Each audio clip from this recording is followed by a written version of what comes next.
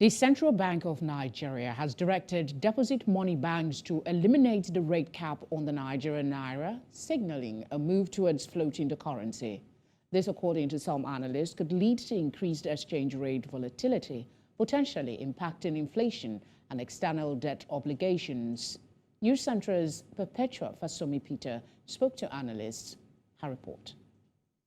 One of the concerns being raised is liquidity. While some analysts say the government should have sorted the availability of foreign currencies before floating the Naira, others believe the government has not erred because floating the Naira will automatically make Forex available in the country. People have different views about whether it should have been now or we should have done some things to the supply side first before we move. But like I said, what is most important is that it is the right policy direction. The policy in itself has a way of starting to encourage certain supply increase. For example, there are investors who have been looking at the Nigerian market, but who are shying away from that market because they are not so sure, oh, if I bring money into this market, will I be able to get my money out? Now, those kind of investors will be less shy now because the policy direction is supporting improved liquidity. So they are not worried about, oh, I have to go and queue for 460 or go to buy 730 or 750, because those two rates will converge over time. And that has, an effect on improving liquidity in the market.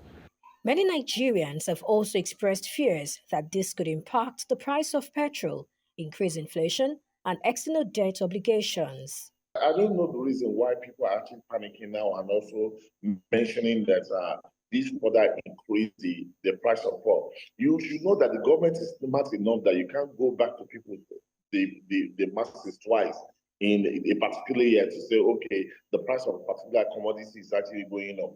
No, they factored everything together. At that particular point in time, the conversion, the price of the product was not priced at the official rate.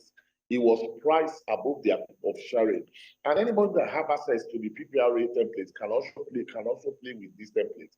You will see clearly that the price at which we arrived at shows that the product was never converted at the official rate, but at the parallel market rate. As much as we're talking about the fact that our debt has gone up, you also look at it from the perspective that our revenue has gone up as well, because it means that the revenue we generate, the dollar-denominated revenue that we generate, that mostly is converted at the official rate, will no longer be converted at the official rate.